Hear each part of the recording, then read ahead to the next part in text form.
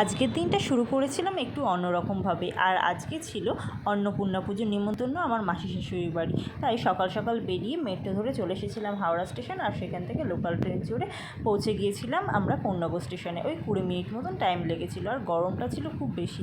আর station থেকে বাইরে বেরিয়ে কিনে নিয়েছিলাম ঠাকুরের জন্য একটু ফুল আর মালা। আর তারপর বেরিয়ে দেখি এখানে আখের রস বিক্রি হচ্ছে, আর এত গরমে আখের রস না খেলে তো চলবেই না। একটু এক গ্লাস আখের রস খেয়ে আমরা একটু ঠাকুরের জন্য মিষ্টি কেনার জন্য দোকানে এসেছিলাম। এখান থেকে মিষ্টি নিয়ে টোটোতে বসেছিলাম, ওয়েট করছিলাম টোটো ছাড়বে, কতক্ষণে প্যাসেঞ্জার হবে। আর দেখতে দেখতে আমরা দেখো পৌঁছেও গিয়েছি। আর এখানে অলরেডি ঠাকুরের জন্য প্রসাদ যে বানানো হয় সেগুলো শুরু হয়ে গেছে, আর এদিকে পুজোও শুরু হয়ে গেছে। আমরা একটু লেটই করে গিয়েছিলাম, আর সোজা উপরে চলে এসে দেখি অলরেডি পুজো শুরু হয়ে গেছে। আর এখানে পুজোর সব জোগাড় কমপ্লিট। আর এখানে একটু বসেছিলাম ঠাকুরের সামনে।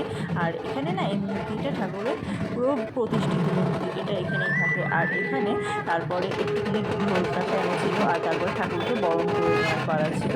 পরপর সবাই ঠাকুরকে বরণ করে নিচ্ছিল। আর এরপর আমি পুজো শেষ হওয়ার পর একটু প্রসাদ খেয়ে নিচ্ছিলাম, মানে মিষ্টি খাচ্ছিলাম।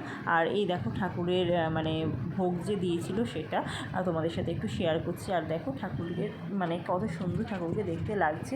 আর এরপর এখানে 108টি প্রদীপ জ্বালানো হয়, সেই প্রদীপ সবাই প্রত্যেকে একে একে জ্বালিয়ে নিচ্ছিলাম। আর তারপরে ঠাকুরের শুরু হলো ভোগ আরতি।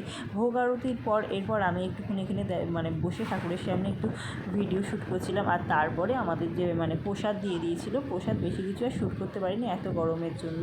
তাই জন্য কিছু ছবি তোমাদের সাথে শেয়ার করলাম, তোমরা ছবিগুলো দেখতে থাকো। আর ভিডিওটা যদি তোমাদের ভালো লেগে থাকে অবশ্যই একটা লাইক, কমেন্ট অ্যান্ড সাবস্ক্রাইব করে দিও। আজকের মতন এইটুকুই। সবাই ভালো থেকো, সুস্থ থেকো, টাটা।